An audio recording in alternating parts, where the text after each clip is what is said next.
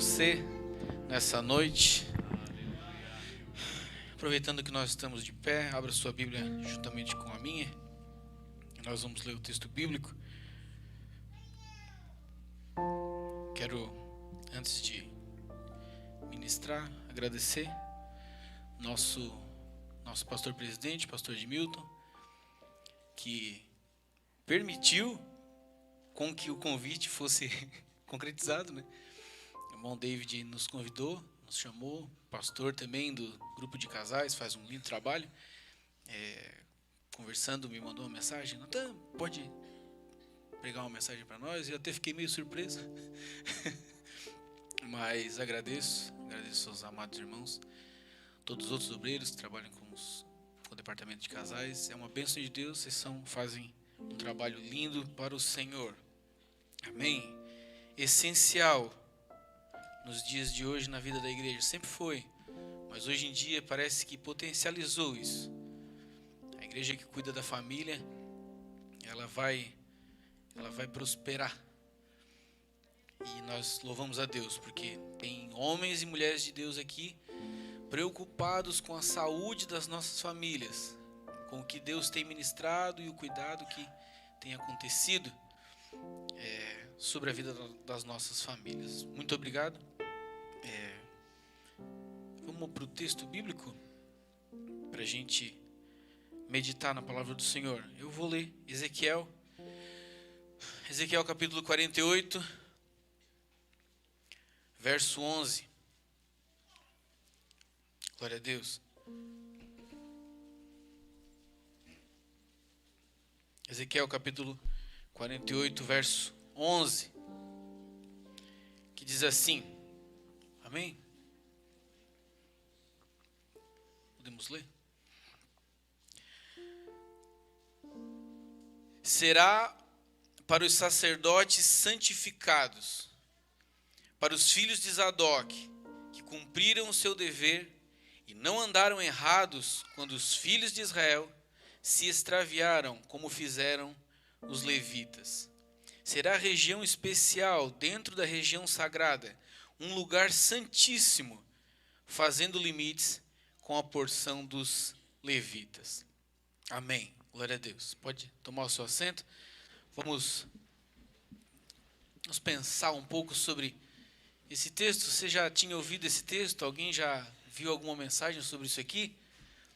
Não é um texto muito utilizado, mas eu amo o livro de Ezequiel e eu gosto muito daquilo que Deus fala com a igreja, com Israel naquele tempo, através da vida de Ezequiel, e como ele dá uma mensagem de esperança para o povo. Amém, irmãos? Eu fiz questão de frisar esse texto, porque se a gente ler ali, os filhos de Zadok, filhos aqui é a palavra hebraica ben, que significa descendência, filho, significa linhagem, clã, família. Essa porção de terra especial que o profeta Ezequiel estava profetizando era um pedaço de terra especial para a família do sacerdote Zadok. E é sobre isso que a gente quer falar nessa noite. Nós estamos diante desse texto, essa visão, a visão que Ezequiel teve do terceiro templo. Esse templo ainda não chegou a ser construído, mas Ezequiel tem uma visão e tem muita simbologia nessa visão. Começa lá no capítulo 40 e ele vai descrevendo algumas coisas muito minuciosas, como quantas portas tinha que ter em cada pedaço, e tinha que ter uma sala, e naquela sala tinha uma janela, e naquela janela tinha... E a visão é muito profunda e muito detalhada. Dá para fazer, já fizeram a maquete do templo com tanto detalhe que Ezequiel coloca e escreve ali na profecia. Glória a Deus. Eu gosto muito, eu amo ler esse texto. No capítulo 47 nós chegamos, ele volta para o templo, ele mostra tudo, e quando chega no capítulo 47 ele descreve o rio de águas purificadoras que sai do templo e que corre até, vai fluindo e vai correndo, e é aquele texto famoso que um anjo, ele vê um anjo e ele tem uma vara de medir e uma linha, e ele vai medindo cada vez mais 500 metros, e o Ezequiel vai entrando e vai chegando uma hora que o Ezequiel não consegue passar mais, porque era um rio que não podia mais se passar a pé, tinha que ser passado a nado. Esse rio onde ele passava, tudo frutificava e tudo voltava a ter vida. Era o rio de águas purificadoras que saía debaixo da soleira do templo. Glória a Deus. Aí ele vai dizendo, vai descrevendo, e no capítulo 48 que a gente acabou de ler, ele vai dando a descrição do pedacinho de terra que vai ter para cada tribo de Israel, para cada família no reino vindouro. Ele vai descrevendo, para a tribo tal, para a família tal vai ser tal, para cá vai ser assim, para aquele lá vai ser assim. E a gente chega no versículo 11, em que Deus dá um direcionamento especial, dá um direcionamento diferenciado. Ele diz, espera um pouquinho, essa terra, ele dá o tamanho da terra, ele vai ser para os sacerdotes santificados, da família de Zadok.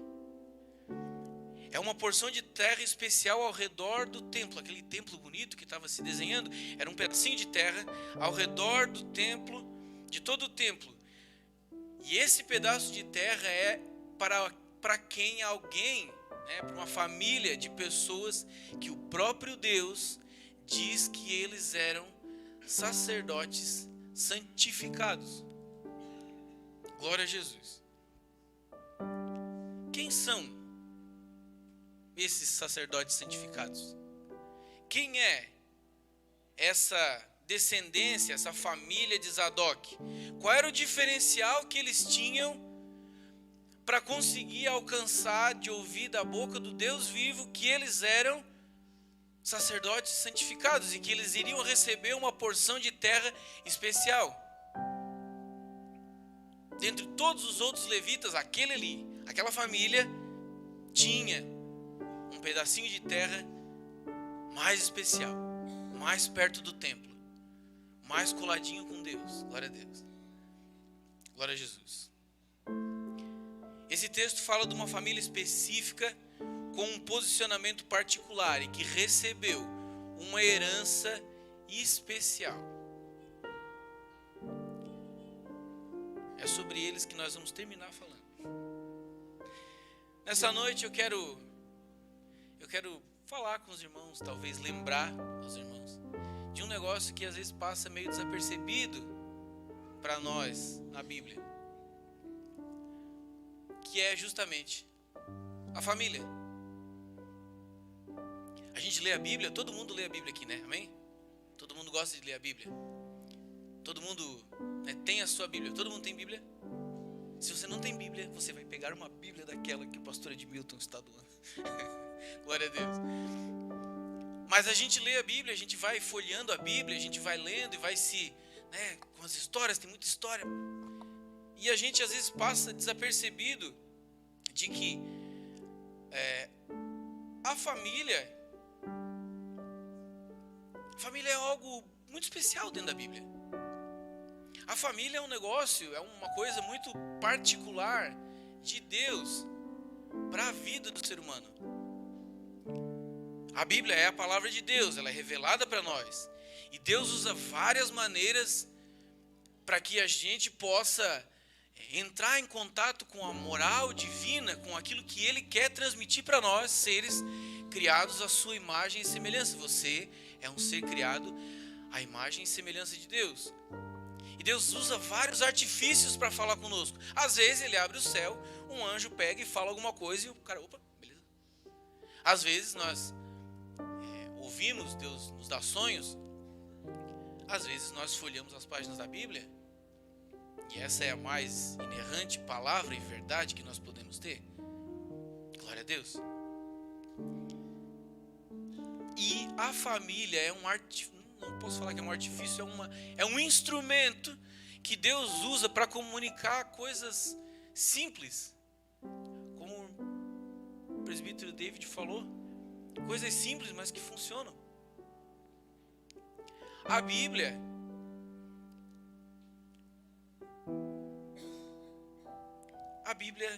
em todos os momentos dela tem Deus falando através de famílias. E a gente às vezes esquece disso. Vou tentar deixar mais claro aqui para nós. Vamos lá. No jardim, Deus fez tudo, deixou tudo bonitinho e tal, não sei o quê. O que ele fez depois que terminou toda a sua obra? Ele formou uma família. Glória a Deus. A história de Noé construindo a arca e a história do pecado lá em Gênesis capítulo 6 não é apenas a história de Noé. Quem saiu com Noé da arca? Saiu Noé e a sua família, ainda foi deixado bem explícito lá. Foi Noé, os seus 3 filhos e as suas 3 noras. E eles repovoaram a terra. É a história da família de Noé. A história de Abraão e Sara, 2 velhinhos que receberam uma promessa, que iriam ter filhos, né? Inclusive, para Abraão foi profetizada uma palavra muito, muito legal da boca do próprio Deus. E Deus disse: em ti serão benditas todas as famílias da terra. Glória a Deus. Glória a Jesus. Vamos para frente. A história do povo de Israel nada mais é do que a história da família do seu Jacó, que deu um golpe no irmão mais velho, pegou a herança, arrumou 12 filhos e saiu perambulando pelo mundo. A história do povo, a história de Moisés não é apenas a história de Moisés. É bem legal, porque a história de Moisés é o Arão e a Miriam cuidando do Moisés para ele chegar lá no lugarzinho certinho, para a filha de Faraó poder pegar ele e cuidar. E a história de 3 irmãos que foram usados por Deus para libertar o povo. A história de 3 irmãos de uma família. Josué e sua família servindo ao Senhor, né? Depois que Moisés morre, tá todo mundo, o que nós vamos fazer? Não, vocês fazem o que vocês quiserem. Vocês vão para onde vocês quiserem, mas eu e a minha família, nós serviremos ao Senhor. Glória a Deus. A história de Ana levando o pequeno Samuel lá para o templo. A história dessa família que estava ali afligida, essa mulher totalmente triste, que não conseguia ter filho. Ela teve um filho porque Deus disse que ela ia ter. E ela dedicou o seu filho para o Senhor. Ela trouxe ele para o templo. Glória a Jesus. A história de Davi, um menino que a sua família já tinha até esquecido que ele existia quando Deus veio chamar. Quando Deus veio chamar, eles apresentaram todo mundo, mas o Davi tinha sido esquecido. Mas era a família, era uma família que estava ali em jogo. A história da família de Davi disputando o trono. Depois que Davi morre, é uma disputa terrível dos irmãos para ver quem que era rei, quem que não ia ser. A divisão tremenda. A história de uma família humilde de Nazaré, que recebeu a bênção de conceber um menino que iria salvar a humanidade. Glória a Deus. Glória a Jesus. Amém. Ô glória. Deus tem um projeto para famílias. Deus pensa em famílias. Deus quer usar famílias. Tem um lugarzinho especial no coração de Deus para o relacionamento familiar, transmitindo aquilo que Ele mesmo quer fazer. A gente não pensa nisso, mas por que será que Deus, ao se revelar como homem, Ele sempre usava que Ele era o filho e tinha o pai? Era um relacionamento familiar. Glória a Jesus. Deus faz questão de deixar registrado na Bíblia genealogias. Todo mundo aqui lê as genealogias da Bíblia? Todo mundo lê, né? Genealogias na Bíblia nada mais é do que a expressão de Deus dizendo: eu gosto que as pessoas saibam de quem elas pertencem, de quem elas vêm. As genealogias na Bíblia são um negócio que é a expressão de Deus dizendo: eu me importo com a família de que você veio. Eu me importo de quem você é, qual é o seu nome. Leia as genealogias da Bíblia. É muito bom. E pensando dessa forma e vendo esses exemplos, a gente nota que as famílias citadas aqui elas se posicionaram de alguma forma. E elas, de alguma forma, elas trouxeram a moral divina para a terra. Elas trouxeram uma forma de pensar que é a forma de Deus. As famílias posicionadas santificam a terra.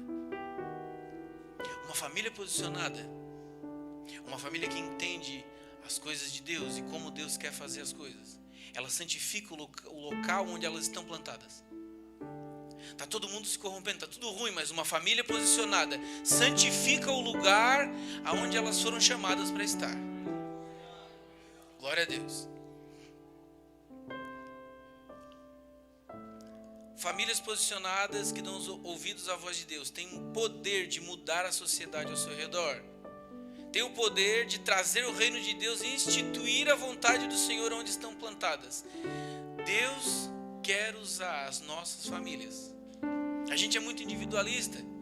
A gente quer que Deus me use. Deus me usa, Senhor. Eu quero isso, eu quero aquilo. Mas na verdade Deus não quer usar apenas eu. Ele quer usar toda a minha linhagem. Todo mundo que congrega comigo na minha casa. Todo mundo que vive a minha vida juntamente comigo. Glória a Deus. Deus tem um projeto para as famílias. Deus gosta de usar famílias. E o nosso inimigo é astuto. Ele é bem inteligente. Tem muita gente que diz e usa isso de uma forma errada. O diabo é derrotado, nós estamos pisando na cabeça da serpente e é isso aí. Glória a Deus, o diabo é derrotado mesmo, mas ele é esperto. Ele é esperto, astuto. E hoje em dia, uma das principais coisas que ele faz, um dos principais metas que ele tem é destruir nossas famílias. Destruir o relacionamento que nós temos em casa, minar de alguma forma a vida que nós vivemos com os nossos familiares, com a nossa esposa, com o nosso marido, com nossos filhos. Porque ele sabe, ele tem certeza disso. Se ele conseguir destruir nosso relacionamento com a nossa esposa, nosso relacionamento, seu relacionamento com o seu marido, muito provavelmente ele vai estar destruindo uma quantidade de projetos e sonhos muito grande. Obreiros do Senhor, se o diabo conseguir destruir a sua família, muito provavelmente ele quase acabou com o teu ministério. Glória a Jesus. Mas nós estamos aqui para ser usados por Deus, para ser moldados pelo Senhor. E para entender que existe algo especial na nossa família e nós queremos nos agarrar a isso. E não deixar nada de errado entrar. Glória a Deus. Famílias têm regras específicas. Famílias têm regras específicas. Eu enumerei algumas aqui, ó. Cada família tem um horário determinado para dormir. É assim ou não é? Lá em casa a gente dorme à meia-noite. Meia-noite ou não, a gente está dormindo. Glória a Deus. Tem gente que já dorme às 8. Tá? Tem gente que 7 horas tem que botar as crianças na cama e deu. Amém. Glória a Deus. É uma regra. Foi uma regra criada, a gente respeita a regra e deu. Acabou. Tem famílias que não jantam. Você já conheceu alguém, uma família que não janta? Na nossa família a gente não janta, a gente toma só café. Isso é uma cultura. É uma regra que foi criada e o pessoal só toma café e não janta. Já tem família que tem que jantar e tem que tomar café, arroz com feijão e tem que ter, senão... Glória a Deus. Tem famílias que é obrigatório fazer um churrasco sábado à noite. Tem que ter um churrasco de sábado à noite, tem que tomar um chimarrão, e é isso aí e tal. E tem famílias que não faz nada de noite no sábado, mas não abre mão do almoço de domingo. Tem que ter o almoço de domingo. É assim ou não é? É assim que faz. Famílias têm regras. Cada família tem uma peculiaridade, cada uma tem... Na família de Labão, tinha uma regra. Tinha uma regra. A regra é, a filha mais velha casa primeiro. Acabou. Não tem jeito. Aí o Jacó queria casar com a Raquel. Não deu. Teve que casar com a Lia primeiro. Porque a filha mais velha tinha que casar. Glória a Deus. Cada família tem a sua a sua peculiaridade. Você ama as peculiaridades da tua família? Você ama as regras que tem na tua família? É bom, a minha família é a minha. Por quê? Porque tem algumas coisas que é só minha, é só da minha família. Só acontece lá em casa, glória a Deus. É especial para mim.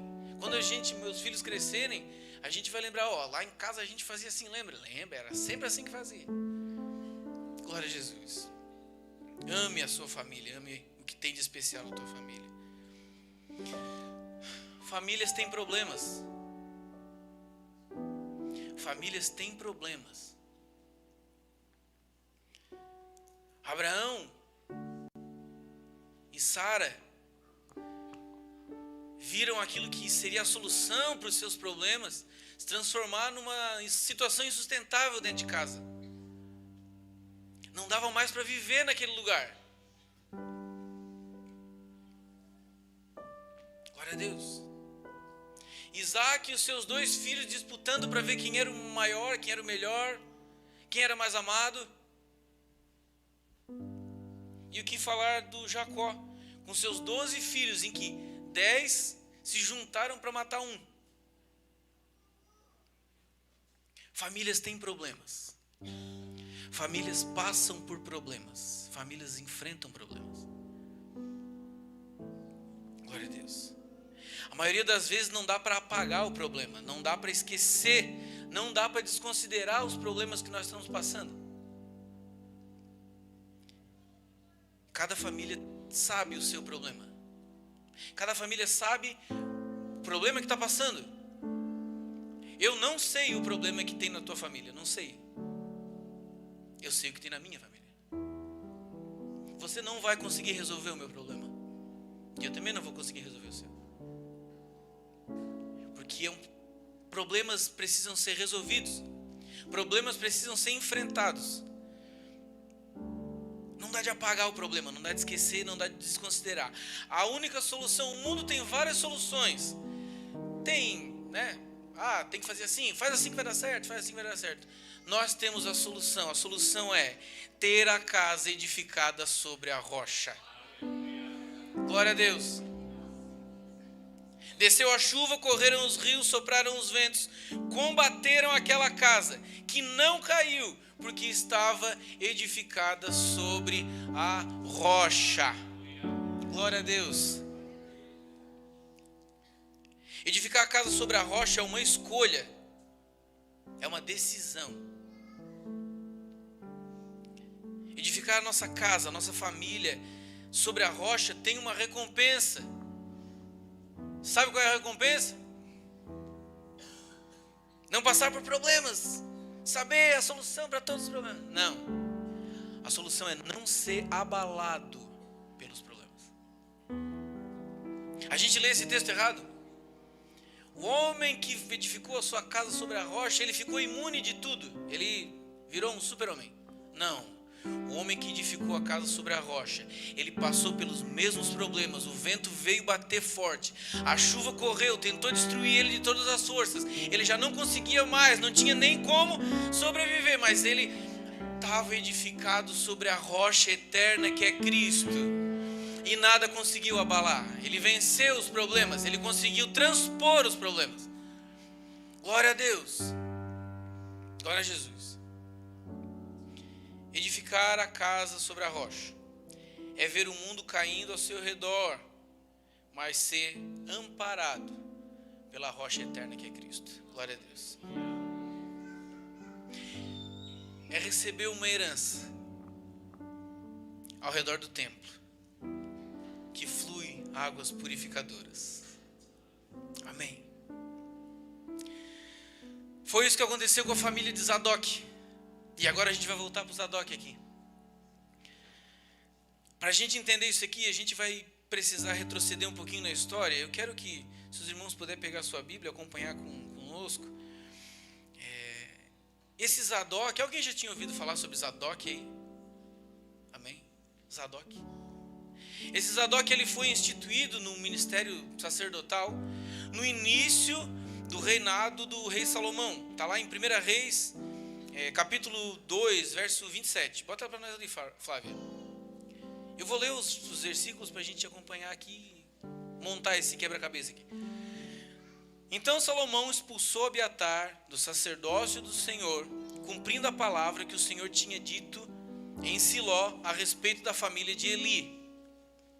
Lá no versículo 35 diz assim: no lugar de Joabe, o rei nomeou Benaia, filho de Joiada, para o comando do exército, e o sacerdote Zadok no lugar de Abiatar.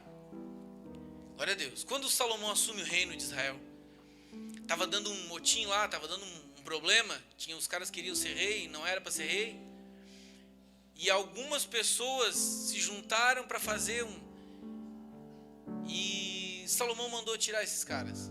E um desses caras era o sacerdote Abiatar. E esse sacerdote era descendente de Eli. E todo mundo sabe que a família de Eli, lá atrás do Samuel, a Bíblia diz que eles não se importavam com o Senhor. Eles tinham prazer em mexer nas coisas sagradas de Deus. Eles não tinham zelo pela casa de Deus. E veio um profeta e falou: eu vou cortar o teu braço da casa do Senhor, e os teus descendentes não vão mais exercer o sacerdócio. E quando Salomão assume o trono, ele pega e ele cumpre, como a gente lê no versículo 27, para cumprir a palavra que foi dita para Eli em Siló. E Salomão pega um sacerdote que ele acha que é digno, e ele coloca como sumo sacerdote, que é o Zadok. Glória a Deus. Mas por quê? Por que Zadok? O nome é bonito? Pode tirar a fala. Por que Zadok? Por que esse cara? Por que tinha que ser esse homem? Qual era o diferencial que essa família tinha das demais, dos sacerdotes, que fizeram eles receber o título de sacerdotes santificados? A gente precisa voltar um pouquinho mais atrás. E a gente vai para Números, capítulo de número 25. Números capítulo 25. Todo mundo conhece essa história? O povo estava acampado em Sitim, começou a se entregar à imoralidade sexual com as mulheres moabitas, que os convidava para os sacrifícios aos seus deuses. Deus manda Moisés chamar os principais do povo, manda chamar todos os chefes de família e manda executar um juízo sobre os chefes de família. Porque chefes de família deveriam se posicionar em temor ao Senhor. E o povo todo começou a chorar. Todas as famílias de Israel começaram a chorar na entrada da porta do tabernáculo, e eles ficaram muito tristes. Então, a gente vê o texto que está aqui no capítulo 25, no verso 6. Diz assim: um israelita trouxe para casa uma mulher midianita, na presença de Moisés e de toda a comunidade de Israel, que chorava à entrada da tenda do encontro. Quando Finéias, filho de Eleazar, filho de Arão, viu isso, apanhou uma lança, seguiu o israelita até o interior da tenda e atravessou os dois com a lança. Atravessou o corpo do israelita e da mulher, e então cessou a praga. O Senhor disse a Moisés: Finéias, filho de Eleazar, neto de Arão, desviou a minha ira sobre os israelitas, pois foi zeloso com o mesmo zelo que eu tenho por eles. Para que eu em meu zelo não consumisse o povo. Dele e dos seus descendentes será o sacerdócio perpétuo, porque foi zeloso pelo seu Deus e fez propiciação pelos israelitas. Quando esse homem, imagina que situação terrível, gente. Deus já estava executando um juízo, Deus já estava bravo com o povo pela imoralidade, por aquilo que estava sendo feito tão de errado. Aí um sabido, atrevido, pega, vocês estão chorando, está triste? Então peraí. Entrou lá na tenda, na frente de todo mundo, e pegou aqui, a gente faz pecado mesmo. esse menino, neto de Arão, Finéias, vai e executa esse juízo que a gente acabou de ler. E quando ele executa o juízo sobre o pecado, a praga para e a ira de Deus se apaga.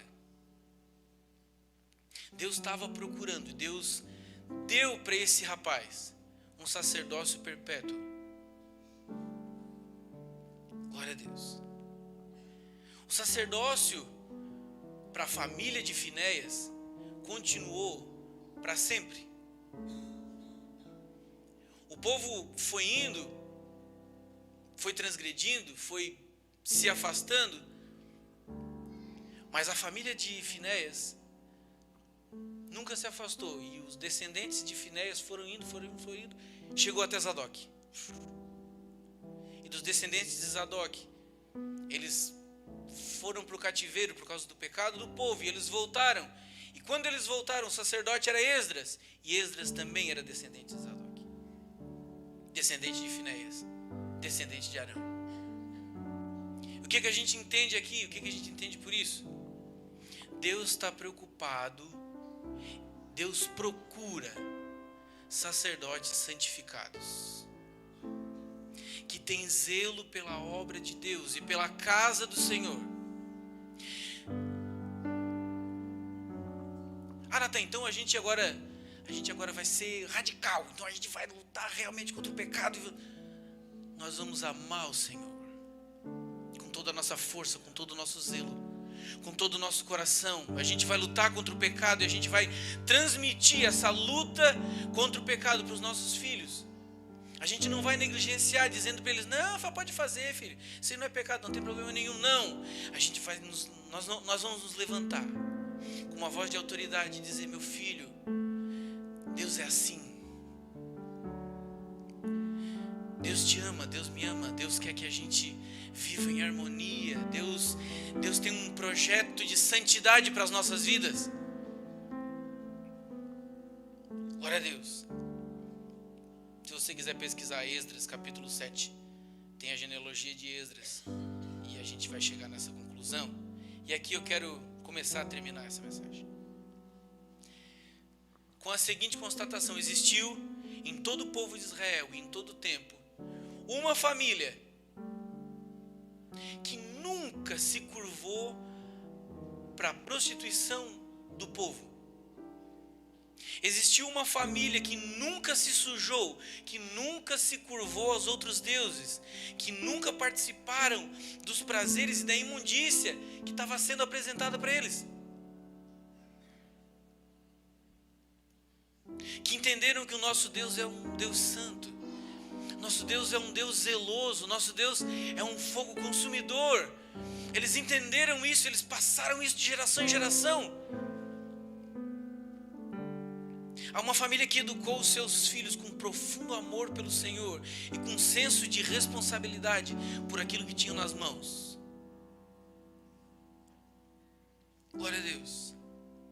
Essa família fez a escolha por santidade.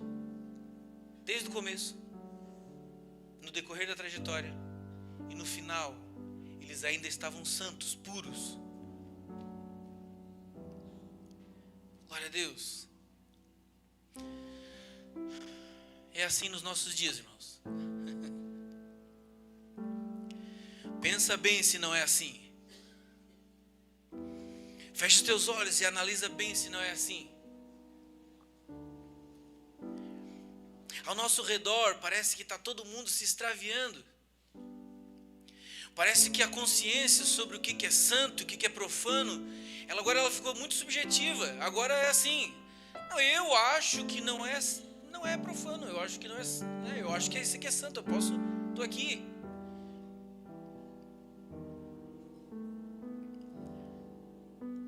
O mundo está assim. O mundo está cada vez pior. Mas nós somos chamados para ser sacerdotes santificados sobre a nossa casa. Glória a Deus. Precisamos amar a santidade de Deus e viver em santidade. Ensinar a santidade para os nossos filhos.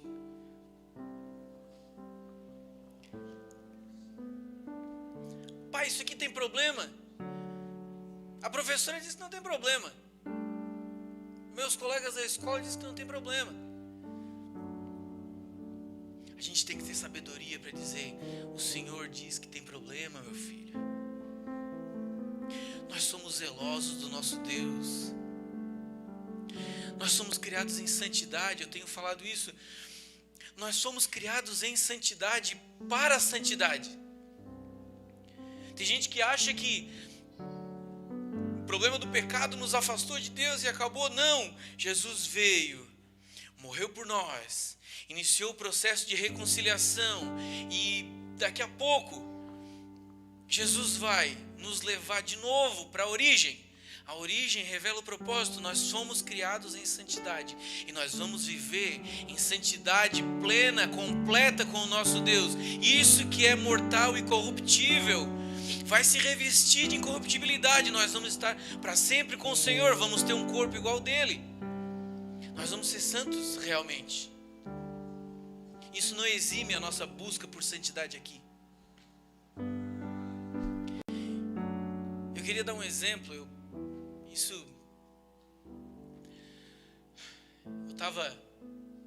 A gente tinha saído de um culto aqui um dia. Deus tinha falado conosco e tal. Subindo a rua de casa, bem pertinho da minha casa tem um bar, passa jogos de futebol lá. E eu passei olhando e estava entrando dentro do bar. Estava cheio, estava bem lotado. E dentro daquele bar saía a fumaça do cigarro, já estava saindo para a rua de tanta gente que tinha fumando e tal. E as mesas no lado de fora tinha um monte de cerveja e outro tipo de bebidas. E eu vi uma mulher, um homem, mais um outro senhor, talvez tio ou avô, entrando dentro do bar com uma criancinha de 3 anos, puxadinha pela mão. Eles entraram, que legal, tá, não sei o que, a criancinha ali animadinha, felizinha com aquilo, não sabia o que estava acontecendo. Eu olhei para o banco de trás, o Emanuel também tinha mais ou menos uns 3 anos, 4 anos. Eu olhei para aquela criança e eu me compadeci. Eu fiquei tão triste. Olha o ambiente que essa criança estava sendo exposta naquele lugar, conhecendo como o mundo é vil e cruel, conhecendo o desejo mal dos corações das pessoas. Aquela criança estava exposta a qualquer tipo de coisa, gente. Estava exposta a tudo quanto é tipo de nojeiras, sujeiras, imundícias. Alguém poderia pegar e... A gente não gosta nem de pronunciar a palavra, mas é nesse lugar que aquela família estava proporcionando para aquela criança estar.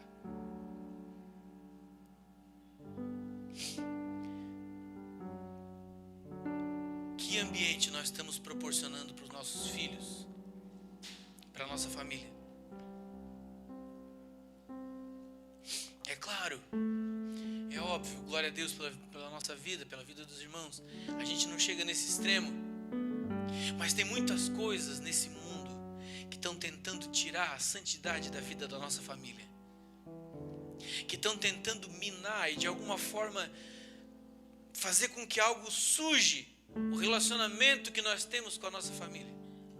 A nossa família é o nosso primeiro ministério. E tem muitas coisas nesse mundo tentando sujar, macular, destruir, passar uma rasteira na nossa família, no nosso ministério. Glória a Deus.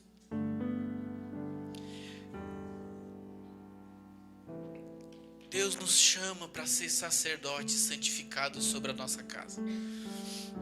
Deus está te chamando nessa noite para ser um sacerdote santificado na tua casa.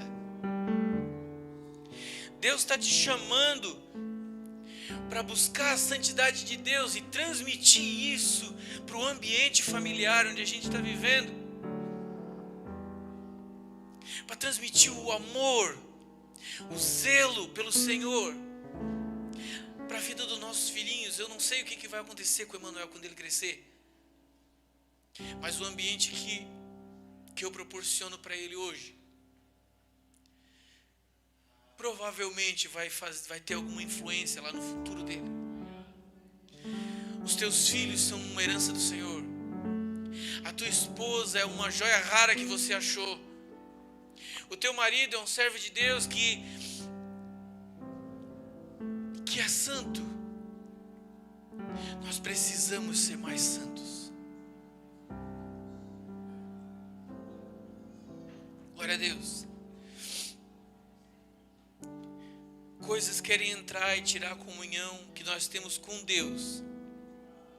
Como consequência, isso vai abalar e, por fim, destruir a nossa família. Glória a Deus. Mas eu creio que nessa noite nós estamos refletindo, é para refletir mesmo, sobre aquilo que está talvez tirando ou minando a santidade de Deus, que Deus transmitiu para a nossa família, e a gente vai detectar o que é isso aí, nós vamos consertar. Deus está nos chamando para um passo mais profundo de santidade. Deus está nos chamando para ter uma visão mais ampla daquilo que está tentando nos destruir, aos poucos, sutilmente. Deus está nos chamando para ser mais limpos, mais zelosos pela presença dEle. O nosso Deus está aqui nessa noite. Ele não mudou. Ele continua sendo santo. Em nenhum outro lugar na Bíblia é exigido nada de nós. Deus nunca exige de nós onipresença. Não existe nenhum texto bíblico dizendo seja onipresente porque eu sou onipresente. Mas nós vemos bem claro na Bíblia Deus falando para nós: sejam santos, porque eu sou santo. A santidade de Deus é o que nos atrai. Você é atraído para estar aqui porque você está buscando a santidade de Deus. O mundo é profano, sujo, vil, cruel, mas aqui dentro da casa do Senhor você tem um contato com um Deus santo, vivo e que nos ama, que morreu por nós e que quer transmitir a santidade dele, para que a gente possa perpetuar isso na vida da nossa família. Glória a Deus. Eu quero te convidar a ficar de pé. Nós já vamos terminar. E eu quero te convidar a levantar um clamor por santidade nas nossas casas.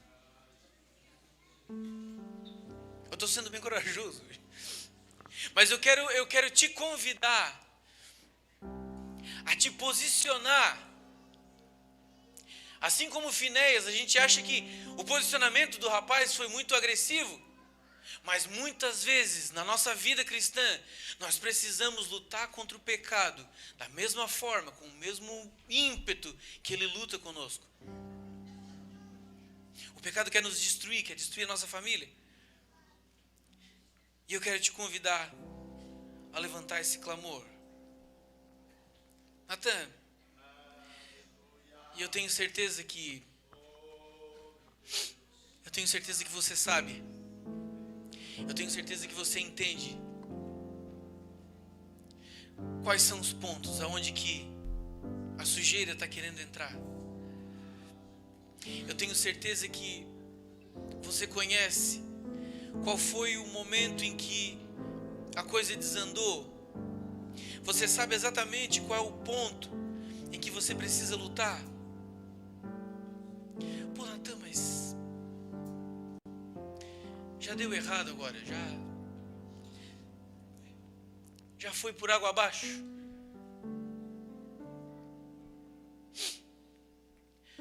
O nosso Deus está aqui para nos restaurar. O nosso Deus está aqui para olhar para quem tem um posicionamento verdadeiro e fiel e dizer para a tua posteridade: eu vou dar um pedaço de terra especial. A tua casa, a tua família vai receber, através do teu posicionamento, um pedaço de terra especial, que ele é exclusivamente para sacerdotes santificados. Eu quero ser.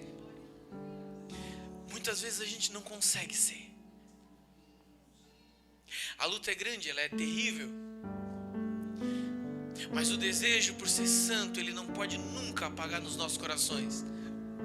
O desejo por levar uma vida santa, com conforme o nosso Deus é, nunca pode apagar nos nossos corações, porque disso depende a vida, a saúde da tua família, do teu ministério, dos planos e dos sonhos que Deus tem para a tua família, para os teus filhos.